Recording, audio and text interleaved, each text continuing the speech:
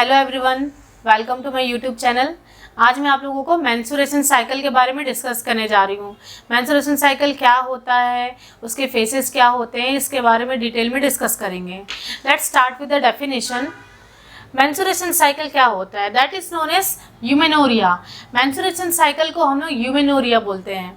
It is a cyclic regular rhythmic physiological phenomena of regular interval in which uterine bleeding occur due to shedding of the endometrium layer, and that bleeding will be occur from the vaginal tract due to there is a hormones that is playing an invisible role in our vaginal tract, and hormone is responsible for the this menstruation cycle and HPO axis. HPO axis means hypothalamus pituitary ovary axis. menstruation cycle क्या है? ये एक प्रकार का cyclic है, एक cycle के form में होता है, 1 by 1 होता है, एंड इट्स रेगुलर इंटरवल में होता है और रिदमिक है, एक रिदम में आता है मेंस्ट्रुएशन साइकिल, जिसमें क्या होता है कि हमारे यूट्रस में ब्लीडिंग होना स्टार्ट हो जाता है। यूट्रस में ब्लीडिंग इसलिए होता है क्योंकि यूट्रस में जो एंडोमेट्रियम का जो लेयर होता है वो टूट के झड़ने लग जाता है। एंडोमेट्रियम के लेयर झड़ने की वजह यह है कि वहाँ पे कुछ हार्मोन्स होते हैं रिस्पॉन्सिबल, जो एंडोमेट्रियम लेयर को शेडिंग डाउन कराने के लिए हेल्प करते हैं, और साथ में हमारा हाइपोथैलेमस पिट्यूटरी ओवरी एक्सिस, ये तीन चीज़ हमारे रिस्पॉन्सिबल होती है मेंस्ट्रुएशन साइकिल कराने के लिए। हाइपोथैलेमस पिट्यूटरी ओवरी एक्सिस में इस तरीके से होता है। हाइपोथैलेमस जो हमारा ब्रेन में सिचुएटेड है वो हमारा गोनेडोट्रोपिन रिलीजिंग हार्मोन रिलीज करवाता है। गोनेडोट्रोपिन रिलीजिंग हार्मोन रिलीज करवाएगा जो कि एंटीरियर पिट्यूटरी में एक्ट करेगा। एंटीरियर पिट्यूटरी उसमें एक्ट करने के बाद उसको स्टिमुलेट करेगा, और स्टिमुलेट करने के बाद में ओवरी में एफएसएच और एलएच हार्मोन को रिलीज कराएगा। वो अपना एक्शन करेंगे। एक्शन करने के बाद एफएसएच और एलएच हार्मोन के इन्फ्लुएंस में, एफएसएच मतलब होता है फॉलिकल स्टिमुलेटिंग हार्मोन, एलएच मतलब ल्यूटिनाइजिंग हार्मोन, इन दोनों हार्मोन के इन्फ्लुएंस में ओवरी है वो एस्ट्रोजन एंड प्रोजेस्टेरोन रिलीज कराएगा, जो आके फर्दर मेंस्ट्रुएशन साइकिल के लिए रिस्पॉन्सिबल है। नेक्स्ट हम लोग देखेंगे क्लासिफिकेशन ऑफ प्यूबर्टी। प्यूबर्टी कैसे होता है और कौन कौन से स्टेजेस से गुजरता है। तो प्यूबर्टी के क्लासिफिकेशन को थैलर एंड मार्शल नाम के साइंटिस्ट ने दिया था। तो according to this scientist Tanner and Marshall, puberty is classified into 5 stages. First is known as the thelarche. Thelarche means होता है enlargement of breast bud. Breast bud का एनलार्जमेंट होना, डेवलपमेंट होना, ब्रेस्ट का डेवलपमेंट होना, that is the first stage, that is thelarche. Second है adrenarche, presence of axillary hair. Axillary में, axilla में हेयर का प्रेजेंस होना, स्टार्टिंग होना, दैट इज एडिनार्के।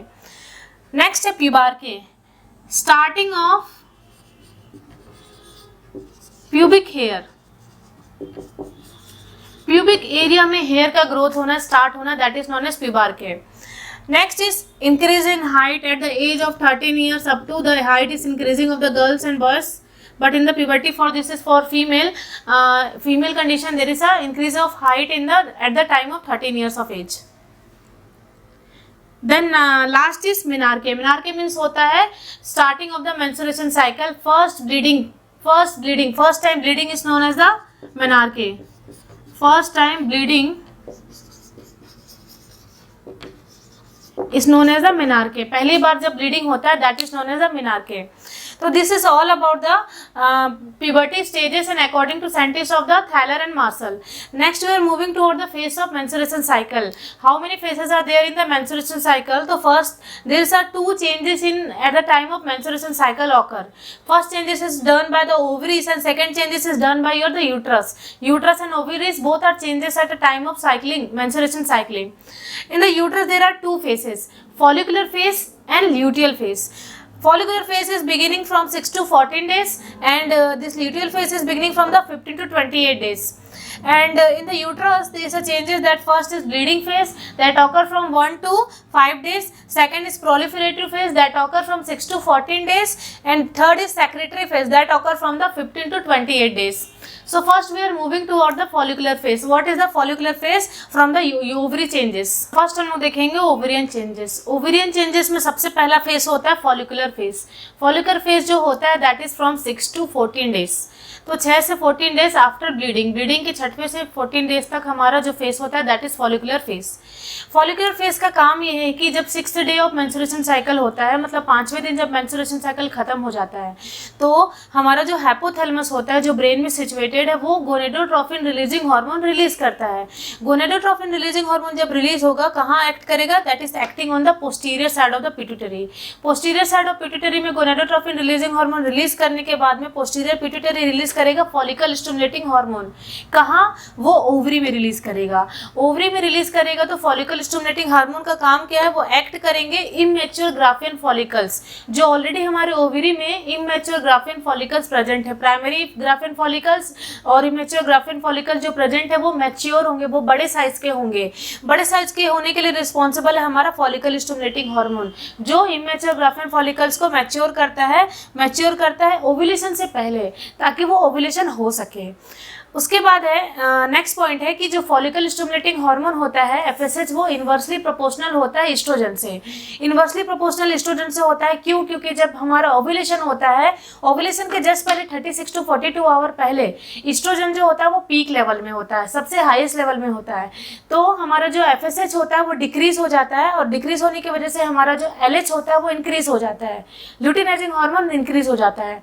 ल्यूटिनाइजिंग हार्मोन जो होता है वो इंक्रीज हो जाता है और एफएसएच जो होता है that is negative feedback mechanism के थ्रू वो सप्रेस हो जाता है और डिक्रीज हो जाता है. और फिर ओव्यूलेशन करने के लिए हमारा ल्यूटिनाइजिंग हार्मोन बहुत ज्यादा रिस्पॉन्सिबल होता है. ओव्यूलेशन होता है, ओव्यूलेशन होने के लिए जो रप्चरिंग का जो प्रेशर होता है, प्रेशर जो होता है that will be less than 5 mm of Hg. इस प्रेशर से हमारा रप्चर होता है ओवेरियन फॉलिकल्स. जो फॉलिकल्स होता है graphene follicles, mature graphene follicle, जब वो जा करके पूरा रप्चर हो जाता है तो उसके आउटर पार्ट जो बचते हैं उसको हम लोग बोलते हैं कॉर्पस ल्यूटियम. कॉर्पस ल्यूटियम बोला जाता है और इसको येलो बॉडी बोला जाता है.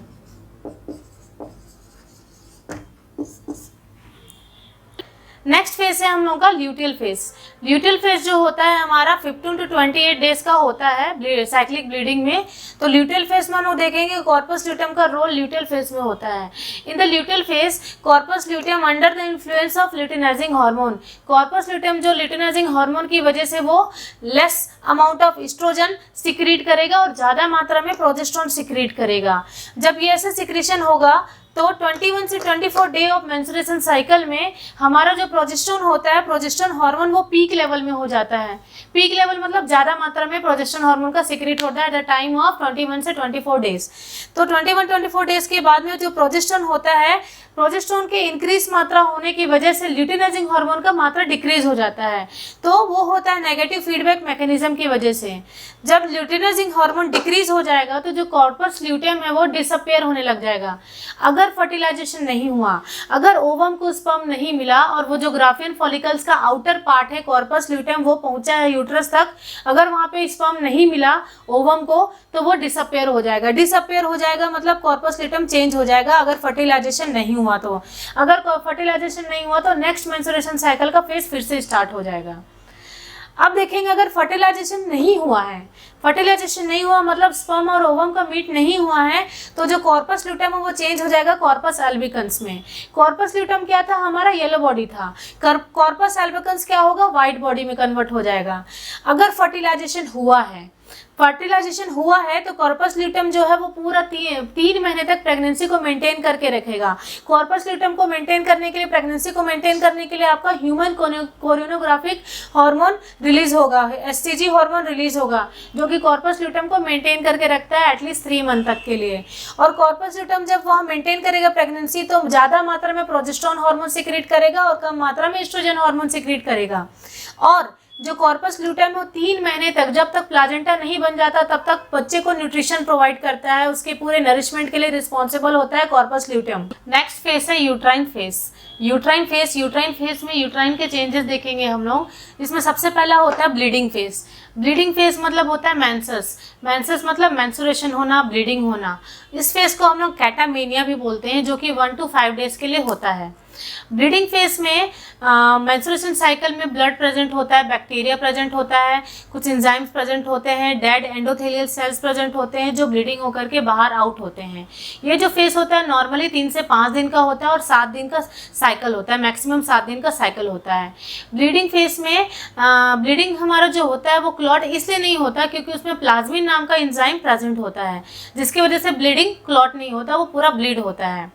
नेक्स्ट फेस है हम लोग का यूट्राइन चेंजेस। यूट्राइन चेंजेस मतलब यूट्रस में क्या क्या चेंजेस हो रहे हैं। यूट्रस में जो चेंजेस है जिसमें पहला हम लोग देखेंगे ब्लीडिंग फेस। ब्लीडिंग फेस को हम लोग मेंस्ट्रुएशन भी बोलते हैं और मेंसेस भी बोलते हैं, और ब्लीडिंग फेस को हम लोग कैटामेनिया भी बोलते हैं, जो कि 1 से 5 डेज का होता है ब्लीडिंग फेस, और ये पूरा 7 डेज तक, किसी में 7 डेज तक भी होता है, और 20 to 80 ml ब्लीडिंग होता है, और हमारे ब्लड में प्लाज्मिन एंजाइम प्रेजेंट होता है जिसकी वजह से हमको ब्लीडिंग में क्लॉटिंग नहीं होता। जब ब्लीडिंग होता है उसमें क्लॉटिंग नहीं होता है।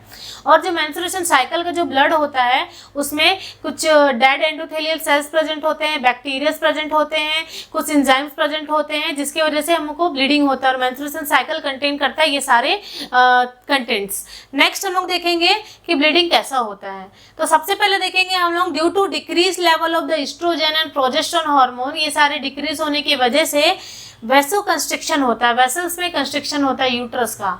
यूट्रस के वेसल्स जब कंस्ट्रिक्ट होंगे तो decrease blood supply to the uterus. Uterus को प्रॉपर तरीके से ब्लड सप्लाई नहीं हो पाएगा। अगर ब्लड सप्लाई नहीं हो जाता जिस एरिया पे, तो हमारा एंडोमेट्रियम जो लेयर है यूट्रस का वो बहुत ही ज़्यादा इस्चेमिक हो जाएगा। इस्चेमिक मतलब डेड एंड नेक्रोज, वहाँ उसके एरिया, उसके सेल से डेथ होना स्टार्ट हो जाएगा। एंडोमेट्रियम शट डाउन होने स्टार्ट हो जाएंगे, और शट डाउन होने के साथ साथ नेक्रोज, सड़ने स्टार्ट हो जाएंगे। सड़ने के साथ साथ वो पूरा लेयर उसका शट डाउन होकर के गिरेगा। Due to uterine blood vessels open, उसके बाद यूट्राइन के ब्लड वेसल्स ओपन होंगे। ओपन होने के बाद में यूट्राइन का ब्लीडिंग होना स्टार्ट हो जाएगा, यूट्रस का ब्लीडिंग होना स्टार्ट हो जाएगा। ब्लीडिंग होने की वजह से due to internal os close है, अभी भी हमारा यूट्रस का इंटरनल ओएस क्लोज है, तो क्लोज होने की वजह से हमारा जो नर्व सप्लाई है, जो यूट्रस में जितने भी नर्व सप्लाई करते हैं वो स्टिमुलेट होंगे। स्टिमुलेट होने के बाद वो इन्फ्लुएंस करेंगे हाइपोथैलेमस को। हाइपोथैलेमस को इन्फ्लुएंस करेंगे, उसको स्टिमुलेट करेंगे कि तुम ऑक्सीटोसिन हार्मोन रिलीज करो। तो हमारा हाइपोथैलेमस है वो ऑक्सीटोसिन हार्मोन रिलीज करेगा। ऑक्सीटोसिन हार्मोन रिलीज होने की वजह से यूट्राइन जो कंस्ट्रक्शन करना स्टार्ट हो जाएगा, यूट्रस हमारा कंट्रैक्शन और रिलैक्सेशन करना स्टार्ट हो जाएगा। कंट्रैक्शन होने की वजह से जो हमारा इंटरनल ओएस क्लोज था, जिसकी वजह से ब्लीडिंग नहीं आ पा रही थी, अब वो इंटरनल ओएस ओपन हो जाएगा। ओपन होने के बाद वो प्रॉपर तरीके से ब्लीडिंग होना स्टार्ट हो जाएगा। That bleeding is known as the menstruation cycle.